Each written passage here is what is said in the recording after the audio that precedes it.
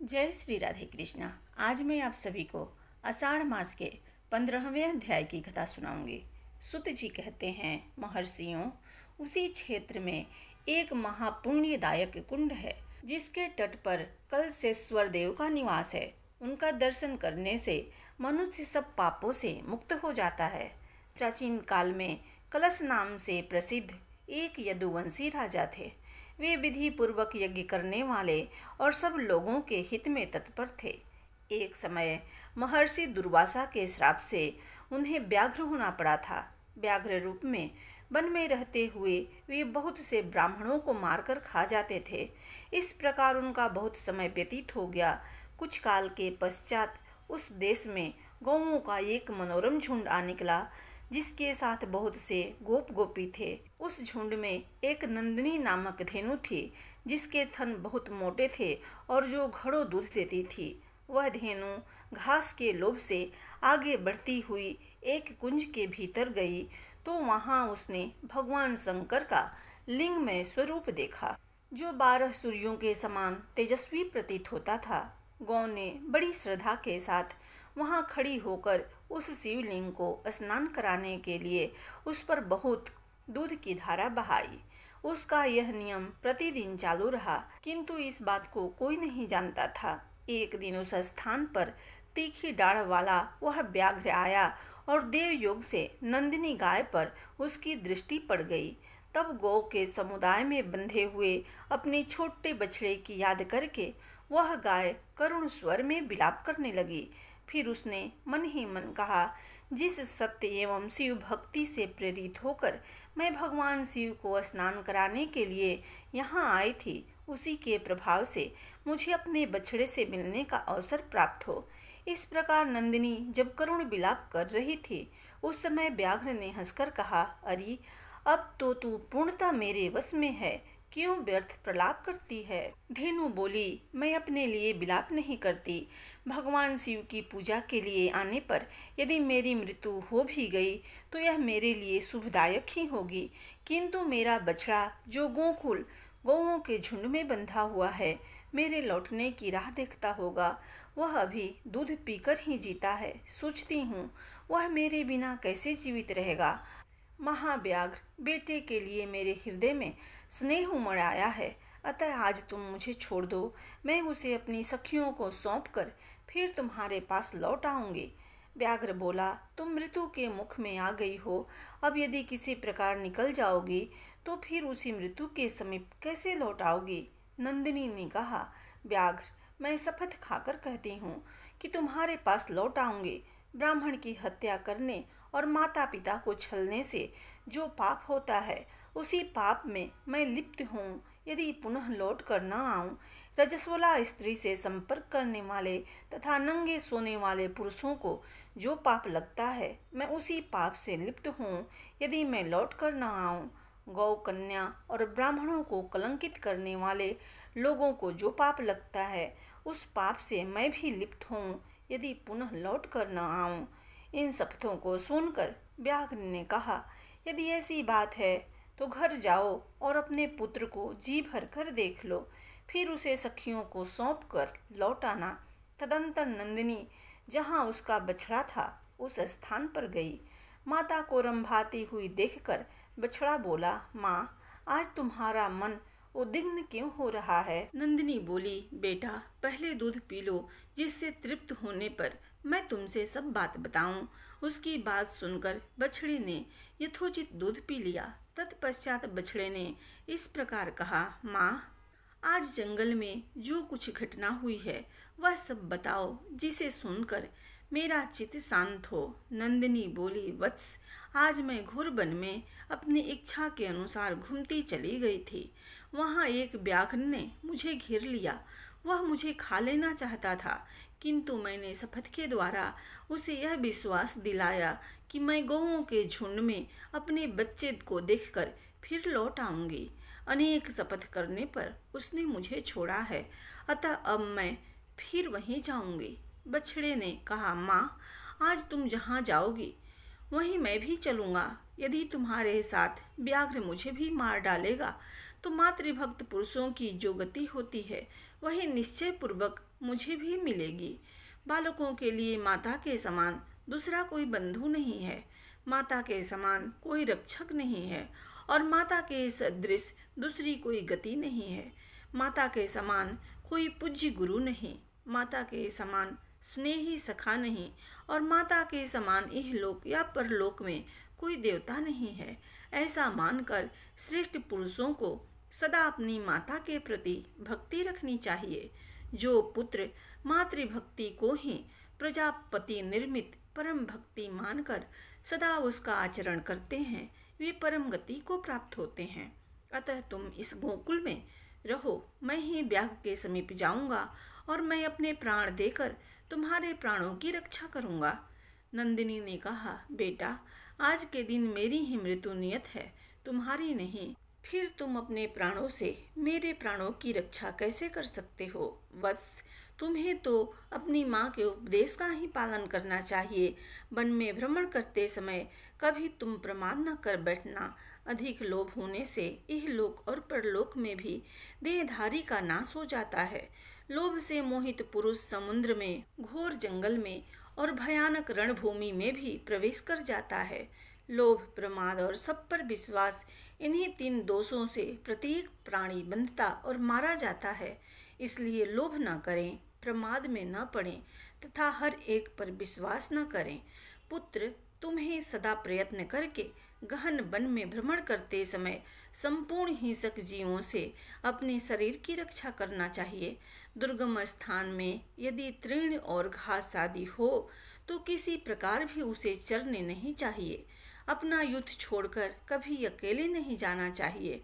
इस प्रकार अपने बछड़े से कहकर और उसे बार बार चाटकर नंदिनी अपनी सखियों के पास वन में जाकर कहा, बहनों, मेरी बात सुनो।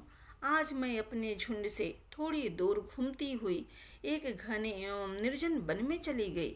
वहाँ मुझे एक व्याघ्र ने पकड़ लिया, परंतु अनेक प्रकार के शपथों द्वारा उसे विश्वास दिलाकर मैं तुम लोगों से मिलने और बच्चे को देखने के लिए यहाँ आई हूँ। इस समय बच्चे को देखा, बातचीत की और इसे कर्तव्य का उपदेश भी दिया।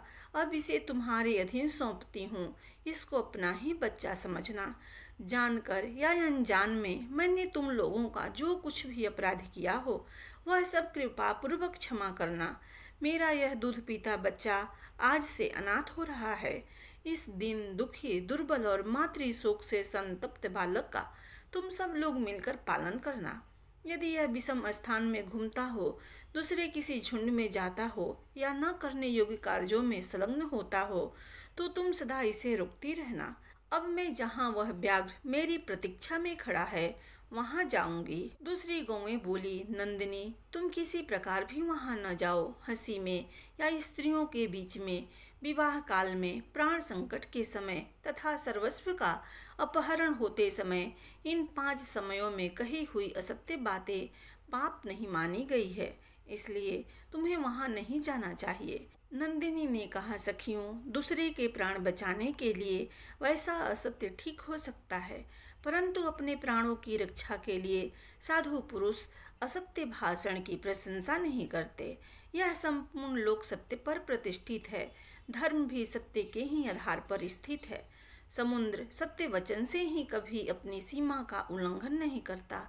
दैत्यराज बलि भगवान विष्णु को भूमि दान करते स्वयं पाताल में चले गए हैं। अपने उस सत्य वचन पर स्थित होने के कारण ही वे पुनः वहां से बाहर नहीं निकलते। जो किसी बात की प्रतिज्ञा करके उसका ठीक ठीक पालन नहीं करता, उस चोर और अपवित्र बुद्धि वाले पुरुष ने कौन सा पाप नहीं किया है। सखियों ने कहा, नंदिनी, तुम समस्त देवताओं और दैत्यों के लिए भी वंदनीय हो, जो कि सत्य की रक्षा के लिए दुस्तज प्राणों का त्याग कर रही हो। कल्याणी, तुम तो स्वयं ही धर्मार्थ वचन बोलने वाली हो, समस्त सद्गुणों से संपन्न हो और सदा सत्य में स्थित रहती हो। हम लोग तुम्हें क्या शिक्षा देंगे? महाभागे, जाओ, बच्चे के लिए शोक न करो। तुमने हमारे लिए जो आज्ञा दी है उसका हम सब पालन करेंगे, परंतु हम इस बात को जानती हैं कि सदा सत्य में स्थित रहने वाले प्राणियों का आरंभ किया हुआ कोई भी कार्य निष्फल नहीं होता। सूत जी कहते हैं, महर्षियों, नंदिनी अपनी सखियों से इस प्रकार बातचीत करके उस व्याघ्र के पास चल दी। जहाँ वह व्याघ्र खड़ा था वहाँ जा पहुँची। वहाँ पहुँचकर नंदिनी बोली, महाव्याघ्र, मैं अपने सत्य और शपथ पर स्थित रहकर तुम्हारे पास आ गई हूँ। अब तुम मेरे मांस से यथेष्ट तृप्ति लाभ करो। सत्य का आश्रय ले प्राणों का भय छोड़कर पुनः अपने पास आई हुई नंदिनी को देखकर वह दुष्टात्मा व्याघ्र भी बड़े भारी वैराग को प्राप्त हो गया। व्याघ्र बोला, सत्यवादिनी, तुम्हारा स्वागत है। सत्य पर स्थित रहने वाले प्राणियों का कभी अमंगल नहीं होता। भद्रे, तुमने शपथ खाकर कहा था मैं आऊंगी। इससे मैंने मन में यह कौतूहल हो रहा था कि क्या यह सचमुच ऐसा करेगी, परंतु तुमने अपने सत्य की रक्षा की। महाभागे, मुझ दुरात्मा पापी को उपदेश देकर अनुग्रहित करो, जिससे इहलोक और परलोक में मेरा कल्याण हो। मेरा ऐसा विश्वास है कि तुम्हें अपने सत्याचरण के प्रभाव से कुछ भी अज्ञात नहीं है। अतः संक्षेप से धर्म का सार सर्वस्व मुझे बताओ, जिससे मुझे सत्संग का पूरा पूरा फल प्राप्त हो। नंदिनी बोली, सतयुग में तप की, त्रेता में ध्यान की, द्वापर में यज्ञ की और दान की तथा कलयुग में एकमात्र दान की प्रशंसा करते हैं। जो संपूर्ण चराचर प्राणियों को अभय दान देते हैं, उनका वह दान सब दानों में श्रेष्ठ है। उससे बढ़कर दूसरा कोई दान नहीं है। व्याघ्र बोला, शुभे, यह अभय दान तो उन प्राणियों के लिए उपयुक्त हो सकता है जिनकी जीविका अहिंसा से अन्न आदि का आहार करके चलती है। हम जैसे जीवों का जीवन निर्वाह तो हिंसा के बिना हो ही नहीं सकता। अतः जीवों की हिंसा करने वाले मुझधम के लिए भी जो सुखदायक और उत्तम धर्माचरण में सहायक हो वैसा उपदेश दो। नंदिनी ने कहा, यहाँ वन में एक महान शिवलिंग है जिसे पूर्व काल में बाणासुर ने स्थापित किया था। उसी के प्रभाव से आज मैं तुम्हारे संकट से मुक्त हुई हूँ। तुम प्रतिदिन प्रातः काल उठकर उसी की परिक्रमा और उसी को प्रणाम किया करो। इससे तुम्हें मनोवांछित सिद्धि प्राप्त होगी। ऐसा कहकर नंदिनी ने व्याघ्र को वन के भीतर ले जाकर उस शिवलिंग का दर्शन कराया। वह उसका दर्शन करने से तत्काल ही व्याघ्र की योनि से मुक्त हो पूर्वतः राजा कलश के रूप में परिणित हो गया। पूर्व काल में दुर्वासा के दिए हुए श्राप का और अपने वैभव संपन्न राज्य का उन्हें स्मरण हो आया। तब उन श्रेष्ठ राजा ने नंदिनी से कहा, भद्रे, मैं है वंश में उत्पन्न कलश नाम का राजा हूँ। पूर्व काल में मुनिवर दुर्वासा ने कुछ कारणवश मुझे श्राप दे दिया। जब पुनः मैंने उन्हें प्रसन्न किया तब वे बोले, नंदिनी धेनु जब तुम्हें वन में शिवलिंग का दर्शन कराएगी तब तुम्हारी मुक्ति हो जाएगी। निश्चित तुम नंदिनी हो। यह बात मुझे अपने श्राप का अंत देखकर ज्ञात हुई है। श्रेष्ठ धेनु, यह तो बताओ, यह कौन सा देश है जिससे मैं अपने घर का मार्ग ढूंढकर पुनः वहां जाऊं? नंदिनी बोली, राजन, यह सब पापों का नाश करने वाला चमत्कारपुर नामक क्षेत्र है जो सर्व तीर्थमय है और संपूर्ण कामनाओं को देने वाला है। राजा ने कहा, नंदिनी, तुम्हारा कल्याण हो। अब तुम जाओ और अपने बालक से मिलो।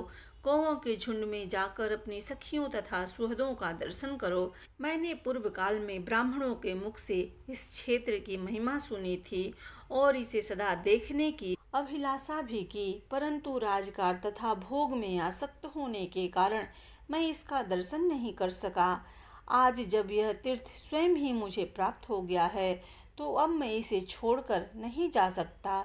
सौभाग्य की बात है जो महात्मा दुर्वासा ने मुझे वैसा श्राप दिया, अन्यथा इस उत्तम क्षेत्र की प्राप्ति मुझे कैसे होती। ऐसा कहकर राजा ने नंदिनी को विदा कर दिया और स्वयं दिन रात उस शिवलिंग का ध्यान करते हुए वे वहीं रहने लगे।